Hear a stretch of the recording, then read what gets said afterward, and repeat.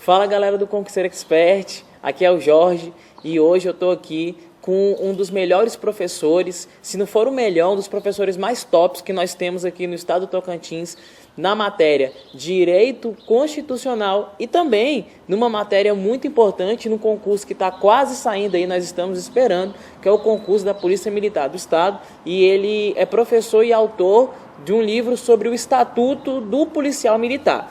E o nome dele é Sérgio Nunes e é com ele que será o nosso bate-papo hoje. Professor, eu queria que você falasse para o pessoal um pouquinho a respeito de você, para que quem está assistindo a gente conhecer quem é o professor Sérgio Nunes. Bom, Jorge, obrigado aí pela introdução, pelo introito, muito obrigado. Na verdade, eu costumo dizer, Jorge, que eu sou um sonhador.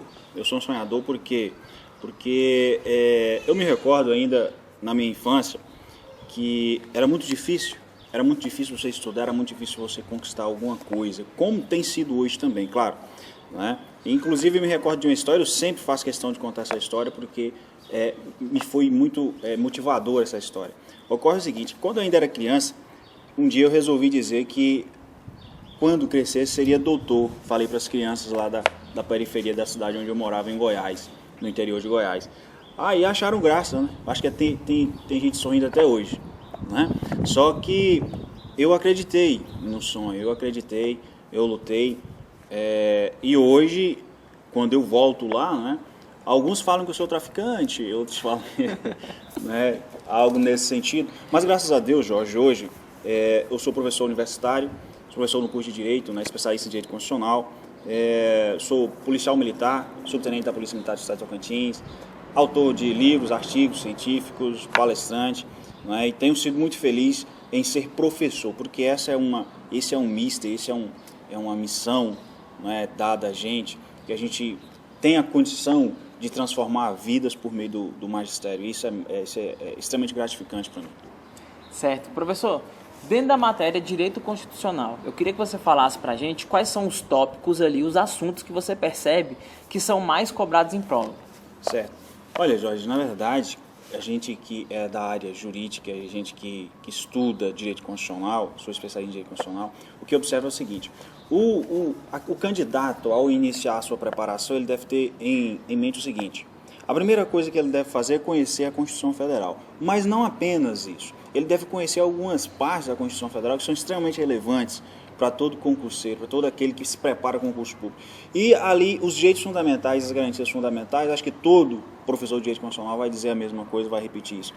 Estes são temas recorrentes em provas de Direito Constitucional e que o candidato jamais deve deixar de estudar, jamais deve deixar ali de ter um estudo apurado, inclusive e sobretudo do artigo 5º, né, onde estão a maioria dos direitos fundamentais, e de forma que ele possa, inclusive, memorizar aqueles artigos e incisos, né?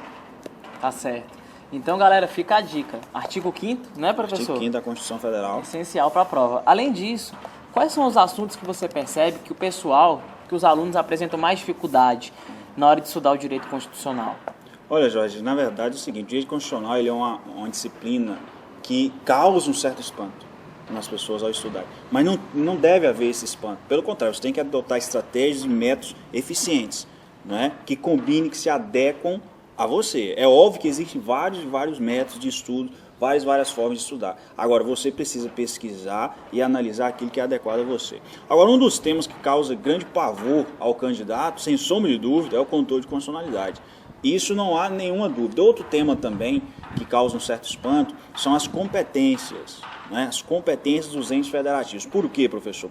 Porque o legislador ele não é seu amigo, infelizmente, ele não é amigo do candidato e termina cobrando muitas vezes a literalidade do texto legal. E muitas vezes o candidato termina não tendo essa literalidade da lei em mente na hora da prova, termina causando confusão. Então são dois temas, né, as competências e controle, que o candidato termina apresentando uma dificuldade maior em absolver. Mas não há aí, não é nenhum monstro, não é nenhuma barreira insuperável, é só questão de método, não é disciplina, organização e dedicação. Então, aproveitando essa questão do método, eu queria que você, na sua opinião, deixasse para a gente uma estratégia que você considera adequada para estudar o direito constitucional. Se o aluno tem que começar com questões ou com a teoria, ir para o cursinho, enfim, utilizar um livro grande, videoaula, mapa mental, enfim, o que você acha adequado para a gente poder estudar essa matéria e obter, de fato, resultados mais efetivos. Ok. Foi muito bom você citou vários métodos, não é, que são aí pregados por vários professores, mapas mentais, não é? Enfim. Mas o que eu quero dizer a você é o seguinte, eu gosto de citar um autor chamado Sun Tzu, que escreveu A Arte da Guerra. Ele fala o seguinte, é necessário você conhecer a si e ao inimigo inicialmente, porque não adianta eu querer iniciar uma jornada sem saber para onde estou indo. Né? Eu vou adotar que método funciona para mim? Depende do seu propósito. A primeira pergunta que você tem que fazer é essa: qual é o meu objetivo, qual é o meu propósito, onde eu estou hoje, onde eu quero chegar, né? Onde eu estou, aonde eu quero chegar. Essa é a pergunta que você deve fazer. Depois, feito isso, eu quero cargo tal, determinei qual é o cargo que eu quero, ok. Tem gente que sai, Jorge, comete um grande erro, penso eu que seja um grande erro, fazendo concurso em diversas áreas, né, dando tiro para todo lado, igual cego em um tiroteio, desesperado. Ai, meu Deus do céu, eu vou me agarrar em alguma coisa, né? Faz policial e merendeira. Isso, merendeira. Aí é igual aquela história, né, meu amigo? O cara, quando tá se afogando, até um jacaré, ele se abraça, né? Não pode ser assim, meu amigo. Você precisa focar em um determinado concurso ou área. Porque, veja bem, você falou, faz concurso policial. Se você parou para analisar, não existe só polícia militar. Né? Existe bombeiro, existe polícia civil, existe PF, existe PRF, enfim. A segurança pública, ela engloba aí vários órgãos. Então eu vou estudar para a segurança pública, é uma grande área. Dentro dessa grande área eu vou especificar o cargo. É assim que funciona. Né? Daí você vai escolher o método. Agora, existem métodos e métodos, técnicas e técnicas. Vai depender do seu propósito. Às vezes, eu vou pegar uma doutrina, eu preciso estudar para um concurso X. Mas esse concurso X, ele é um concurso com uma concorrência absurda, com um nível técnico elevadíssimo. Então, naturalmente, eu vou ter que realizar um planejamento a um longo prazo, ou no mínimo médio. Não vou poder realizar um planejamento a curto prazo. Então, os métodos que eu vou utilizar podem comportar, sim, um espaço de tempo maior para serem utilizados empregados. Agora, se eu vou fazer um concurso aí em um prazo exíguo de 6 meses, eu vou utilizar métodos compatíveis com o prazo que eu tenho. E, claro, compatíveis aí com a minha facilidade em utilizar esses métodos, né? Então, são vários métodos. Uma coisa que eu digo em direito constitucional é a leitura diária da Constituição Federal. Professor, eu tenho que ler toda a Constituição? O ideal seria você ler toda a Constituição, mas para e analisa um pouco aqui comigo. Todo cargo, por lei, nós sabemos disso, ele tem o rol de atividades, o rol de atribuições, certo? E essas atividades são especificadas em lei. Todas as vezes que o examinador vai fazer uma prova, ele obrigatoriamente fará questões relacionadas ao exercício dessas atividades. Então, se eu vou prestar um concurso, por exemplo, para a Polícia Militar, você deve se perguntar inicialmente qual é a função, qual é a atividade exercida por um policial militar. Ora, nós sabemos que está dentro da segurança pública. A partir desse momento, eu vou ler na Constituição Federal todos aqueles artigos que estão relacionados à segurança pública, obrigatoriamente, e aqueles que complementam, né? Aí já outros artigos vão falar, por exemplo, de direito tributário que estão na Constituição. Eu vou ler direito tributário para quê? Certo. Me responda, por amor de Deus. Né? Não é isso? Eu vou ler, por isso aquela análise inicial que eu falei para você, porque a partir do momento que você sabe onde você quer chegar, onde você está hoje, não é? O seu propósito, você vai direcionar muito bem o seu estudo. Então é isso, são esses os princípios. Só aproveitando a fala do professor, tem uma frase bem bacana, que é do Vilela da Mata e da Flora Vitória, que são da Sociedade Brasileira de Coaching, que eles falam: se você não sabe onde você quer chegar, qualquer caminho serve. E você quer qualquer caminho para você, realmente qualquer caminho que vai te trazer a felicidade, né? Fica essa reflexão. Professor, eu queria que você citasse para a gente algumas fontes de estudo, né? Primeiro, de Estatuto da PM, mostrar seu livrinho aí para o pessoal. Pois é, olha só, Jorge, na verdade isso aqui foi um desafio, né? Foi um desafio aí encarado por mim, Sérgio Nunes, e pelo Tenente Coronel Márcio Barbosa, que quando em 2012 surgiu o Estatuto, porque isso aqui foi uma novidade, isso é uma novidade, o Estatuto em si é uma novidade legislativa aqui no Estado de Tocantins, porque antes de 2012 nós não tínhamos um Estatuto, nós tínhamos um rol de leis esparsas que era difícil para o candidato estudar. Então você tinha 5, 6 leis que tratavam, não é, dos assuntos envolvendo o militar. Hoje não, hoje nós temos essa lei, que é a 2578, de 2012, que é o estatuto, não só da PM, mas também do bombeiro, que nós aceitamos esse desafio de trazer a doutrina e a jurisprudência envolvendo direitos e obrigações dos militares. Então, quando o candidato ele vai estudar, a grande dificuldade de quem não é da área é justamente a linguagem técnica casernal. Porque, além de ser jurídica, são termos também que muitas pessoas da área jurídica desconhecem. Porque são termos especializados. Né? O que é um posto, o que é uma graduação? Olha, eu na minha graduação de Direito eu não estudei isso, porque é um ramo especializado do Direito. Então esse foi um desafio que nós enfrentamos, e esse é um livro, que é o Estatuto PMBMTO comentado, artigo por artigo, né? Está à disposição para o candidato que pretende ingressar em uma das carreiras militares do Estado de Tocantins, polícia ou BM, está à disposição no mercado. Não é? Inclusive, não sei, mas se você quiser deixar um link aqui abaixo para aquisição, o pessoal fica extremamente à vontade, fica aí também, fica aberto para qualquer eventual dúvida, qualquer e-mail que quiser mandar nesse sentido, eu estou à disposição para qualquer então, galera, questionamento. Olha só, quem quiser o livro, adquirir o livro ou tirar alguma dúvida, eu vou deixar um link aqui embaixo. E nesse link você vai ser remetido, a gente vai ter um link para o Facebook do professor e outro link falando aqui a respeito do livro, tá bom? Para você poder ver as informações aí a respeito desse livrinho. Agora, professor, eu queria que você citasse para a gente algumas fontes de direito constitucional também. Ok. Olha, Gustavo, inicialmente, todo candidato, como regra, ele precisa ter uma Constituição Federal. Certo? Inclusive, eu até estava olhando um dia desse no Facebook, andou rolando aí no Facebook um post muito engraçado, muito curioso, uma piada. Você viu aquilo? Vi. Foi engraçado. O cara indignado. Falou, não, pô, cara, eu nunca ri tanto na minha vida. Que aquilo. Rapaz, aquilo eu vou contar em sala de aula, vai ser piada.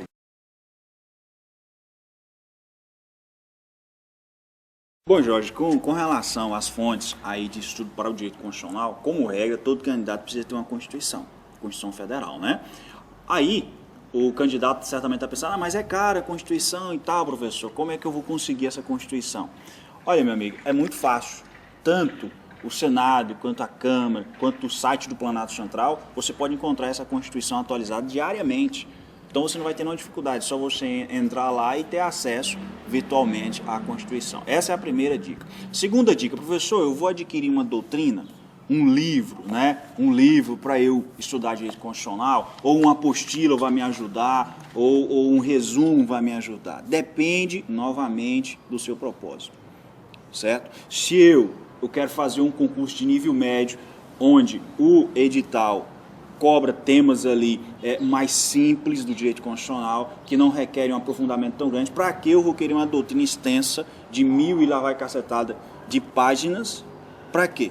Nem tempo eu tenho para fazer isso. E outra, eu não tenho certos pressupostos teóricos para entender alguns temas. Aí eu vou sofrer, vou dizer que o direito constitucional é a pior matéria do mundo, e não é verdade. Entende? Então eu vou conseguir ali um bom resumo, né? Vou conseguir um bom resumo com um material de qualidade, que tem vários e vários materiais de boa qualidade no mercado, no estilo de resumo, sinopse, etc. E vou atender ao propósito. Professor, mas eu quero uma doutrina um pouco mais especializada em direito constitucional, para um concurso talvez de analista, né? Para um concurso talvez de delegado e etc. Aí, meu amigo, não há dúvida. Atualmente, o best-seller do direito constitucional entre os concurseiros, sem sombra de dúvida, é o Direito Constitucional Esquematizado de Pedro Lenza, da editora Saraiva. Aí não há absolutamente nenhuma dúvida quanto a isso. Ok? Professor, o senhor indica aquelas obras clássicas, não é, que você para carregar precisa praticamente de um carrinho? Olha, meu amigo, depende. Né? Eu já fui fazer prova, pessoal, é engraçado isso, né? Eu já fui fazer prova de segunda fase. Lá vem o camarada com o material dele, né? Não, é sério, isso não é brincadeira. O cara tinha aqueles carrinhos de compra, não tem aqueles carrinhos de compra? E o cara com vadimeco especializado, vadimeco penal, vadimeco direito do trabalho, enfim, o cara com, né? Era um negócio meio gozado. Mas veja só, meu amigo, você precisa ser objetivo. Concurso, nós sabemos, é estratégia, é objetividade. Né? Não passa em concurso público, como diz o grande guru dos concursos vereadores, aquele que tem o melhor, o mais brilhante dos conhecimentos. Não é assim que funciona. Passa aquele que consegue responder mais questões. Né? Sobretudo em questões... mas e as questões subjetivas? Não, se você responder as questões objetivas, você tem conteúdo para as subjetivas. Não há nenhuma dúvida. Certo? Não há nenhuma dúvida. É questão de aprimoramento, é questão de técnica. O que eu quero dizer com isso? Meu amigo, você vai fazer o concurso, seja objetivo. Consiga uma doutrina para atender o seu propósito de concurseiro. Se você não está fazendo doutorado, se você não está fazendo mestrado em direito constitucional, não vá você querer utilizar doutrinas com esse propósito. Né? Tem gente, aqui não é nenhuma crítica, claro, a obra do professor é extremamente recomendável e tal, mas com certas ressalvas. Estou falando da obra de Gilmar Mendes, grande Gilmar Mendes, ministro do Supremo Tribunal Federal. Agora veja bem, é uma obra que dispensa qualquer comentário, né? Só que para uma especialização, para aí um aprofundamento, para concurso público, sobretudo para provas objetivas de primeira fase, penso eu que você vai ficar prejudicado em virtude da objetividade, que Pedro Enza já não deixa faltar, já não deixa aí pecar nesse sentido. Certo. Agora, professor, quando a gente fala de bancas examinadoras, é possível notar um perfil nessas bancas principais, por exemplo, o CESP, que são bancas tradicionais, né, que estão aí no mercado faz um bom tempo, a Fundação Carlos Chagas, a Fundação Getúlio Vargas, e em especial a Copesi, que é a que nós temos aqui hoje no estado do Tocantins? Não, sem sombra de dúvida. Na verdade, como nós falamos já no início, qual é, na verdade, o inimigo do concurseiro? Tem concurseiro que acha que o inimigo dele é o concorrente. É um grande engano, porque ele está na mesma situação que você, está estudando da mesma forma que você. Ele não é o seu inimigo. O seu inimigo, aquele que está te desafiando, é o examinador, ele que elabora a tua prova. É ele que você precisa conhecer. Não é? Porque Sun Tzu diz, se você conhece a si e o inimigo, nem sem batalhas você perecerá. Então é o examinador que você precisa conhecer. É a banca. E cada banca ela tem sim um perfil. E como é que funciona isso? Nós temos grandes bancas nacionais, CESP, FCC, FUVEST, né? Você tem outras bancas, você tem a ESAF, você tem outras bancas, e cada um adota aí um perfil muito característico, muito específico, certo? E é necessário você estudar essas bancas de que forma? Respondendo as questões, respondendo as provas, analisando quais são as pegadinhas recorrentes, analisando qual é a forma de elaborar e a forma de cobrar o assunto, né? A forma de cobrar os temas principais e etc. O CESP nós sabemos que ela é uma banca que não admite aquela, como regra, a chamada decoreba, né? Então ele não exige do candidato aquele conhecimento decorado, sem muito raciocínio. Pelo contrário, CESP, como característica principal, exige raciocínio do candidato, independentemente da área. Em direito, então, pronto. Nem se fala. Direito constitucional, raciocínio jurídico. É necessário o indivíduo saber interpretar, hermenêutica. Certo? É necessário ter, sim, o conhecimento teórico e saber como aplicar esse conhecimento teórico interpretando.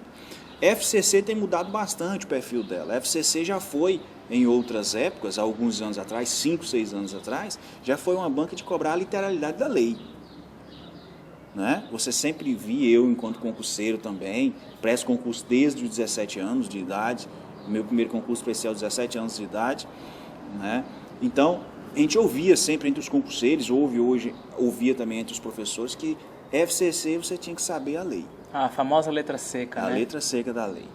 Hoje isso tem mudado.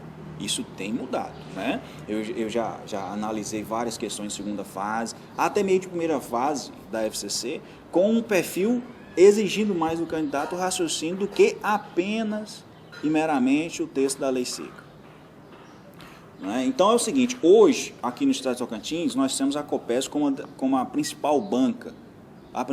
Nós temos outros que já aplicaram, nós temos, por exemplo, a Fundação NIC, que aplica prova, já aplicou prova também, mas a principal aqui no estado de Tocantins, sem sombra de dúvida, é a Copesi aí da UFT, certo? Então a Copesi, analisando aí os concursos e as questões elaboradas por ela, a gente percebe o seguinte, ela mescla esses perfis, né? Às vezes ela cobra a literalidade da lei, mas muitas vezes ela cobra, além dessa literalidade, um certo raciocínio jurídico. Como é que o candidato desenvolve isso, professor? Naturalmente, é respondendo as questões. Primeiro você adquire o conhecimento da literalidade da lei, para depois desenvolver um raciocínio em relação a isso, né? COPES, então, tem essas duas características aí principais. Certo. Eu queria que você desse uma dica sobre a parte teórica mesmo de constitucional e de estatuto também para a galera que está assistindo a gente. Ok. Olha, nós temos... É interessante isso vai cair muito em concurso público. Sabe por quê? Porque no ano passado, o Supremo Tribunal Federal, ele sumulou de forma vinculante o seguinte: a chamada aposentadoria especial do servidor público. O que é isso? O artigo 40, parágrafo 4º, inciso 3º da Constituição Federal, agora reformado recentemente, isso tem menos de 5 anos que ele foi reformado, introduziu a possibilidade na Constituição Federal de que certos servidores públicos, por exercerem atividades perigosas e insalubres, possam adotar, né, critérios de aposentadoria diferenciados. Como assim? Bom, nós sabemos que, como regra geral, é necessário você ter um certo tempo de contribuição, é necessário você ter uma idade mínima, é necessário você ter um tempo mínimo no cargo e no serviço público. Então, são regras gerais.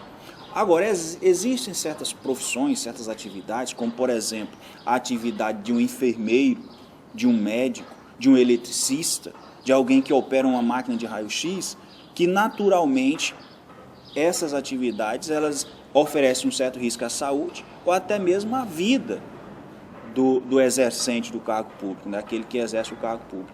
Então, o Supremo Tribunal Federal disse o seguinte: diante da omissão do legislador ao não regulamentar essa aposentadoria especial por meio de lei complementar, conforme diz o texto constitucional, o Supremo sumulou de forma vinculante, dizendo que se aplica aos servidores que estão exercendo... Podemos cortar aqui, não? Pode. Só um instante. Diante dessa omissão legislativa do legislador, por não criar, por não editar a lei complementar regulando essa aposentadoria especial, o Supremo Tribunal Federal disse de forma vinculante que se aplicam aos servidores públicos, no que couber, o regimento do regime geral de previdência social no que diz respeito à aposentadoria especial do trabalhador em geral, né? Então, hoje, o que é que nós temos a partir, então, dessa súmula vinculante? O servidor público que exerce atividade perigosa ou insalubre pode, sim, se aposentar aos 25 anos de tempo de serviço. Essa é uma dica, uma pegadinha que vai derrubar muita gente em concurso público. É tempo de serviço, pessoal. Foi isso que o Supremo disse, não é tempo de contribuição, porque a regra é tempo de contribuição. Você pode ter 50 anos de tempo de serviço, 30 de contribuição apenas, né? Você não completou os 35 anos de contribuição, então você não aposenta. Agora, quem exerce atividade perigosa, insalubre, tempo de contribuição é apenas 25 anos. É a dica aí que eu deixo de direito constitucional. Com relação ao estatuto, a dica, aqueles que vão realizar o concurso, é a seguinte, meu amigo. É a seguinte: os alunos sempre me perguntam o seguinte: Jorge, professor, qual o macete que você dá para eu identificar, para eu diferenciar as transgressões disciplinares? Porque quando nós falamos em militar, né, uma das grandes dificuldades é o aluno identificar quais são as transgressões disciplinares que são graves, médias e leves. Né? Porque o militarismo ele se pauta na hierarquia e na disciplina. Então a questão disciplinar é extremamente rigorosa. Então nós temos um rol de transgressões disciplinares aplicadas aos militares, que são classificadas pela lei em graves, leves e médias. Qual é o macete, professor, que você deixa? Eu tenho que memorizar todos os incisos da lei? O ideal seria isso, mas é difícil. O macete que eu deixo é o seguinte: meu amigo, você olhou para a conduta do militar e disse assim: meu amigo, ferrou. Porque até eu, enquanto civil, acho que isso é errado. Vou só dar um exemplo aqui para você imaginar. Nós, quando passamos ali de frente o comando, o quartel do Comando Geral da Polícia Militar aqui em Palmas, nós visualizamos que lá você tem uma guarita de entrada. Para a pessoa entrar no comando, ela se identifica. Existe uma guarita com uma sentinela. Então tem um soldado ali tirando o serviço naquela guarita e não pode se distanciar do posto de serviço dele. Não pode, porque ele é a guarda, ele está fazendo a guarda, a segurança do quartel. Ok. Imagine se um belo dia esse cidadão resolve de saco cheio e fala assim, rapaz, é o seguinte, eu não estou somando com mais nada mesmo, entendeu?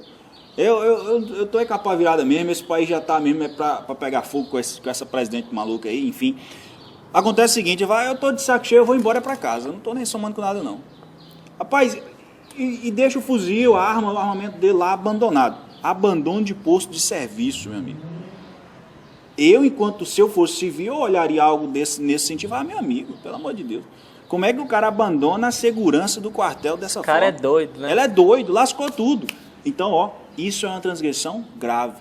Qual é a dica? Você, enquanto civil, olhou para aquela transgressão. Enquanto civil, você achou que é absurdo, que de fato houve ali uma transgressão e tal, etc. Não há nenhuma dúvida, é grave. Ok? Professor, mas e se for algo leve? Por exemplo, imagine só o seguinte.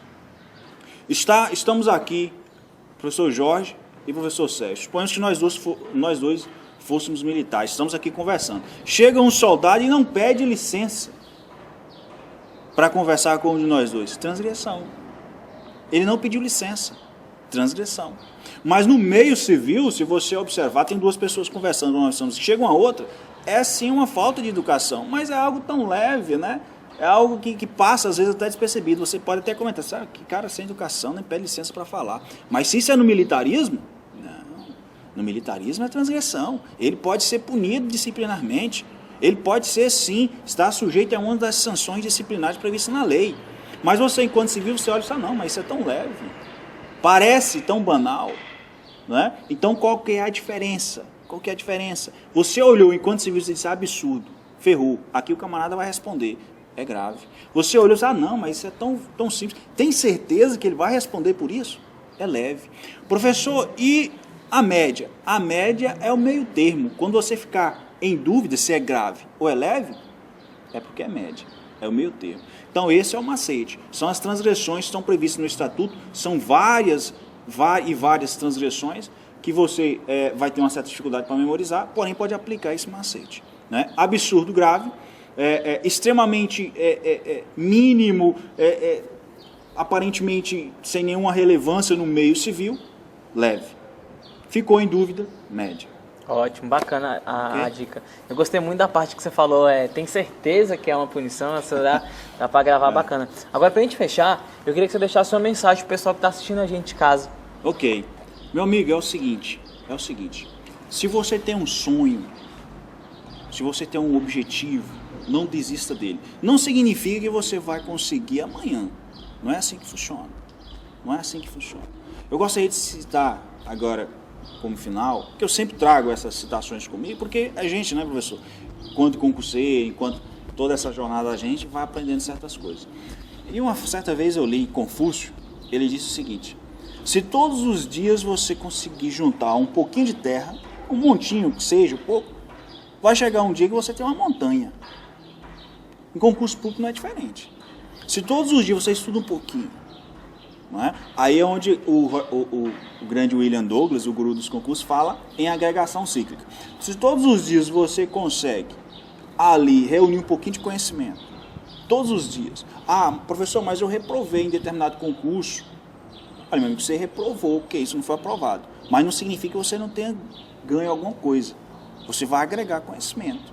Você vai trazer. E vai chegar um determinado momento que você vai escolher, pode ter convicção disso, meu amigo. Vai chegar determinado momento da sua vida, de preparação, que você vai poder escolher o carro que você quer. Já pensou? Agora, se desistir, esqueça.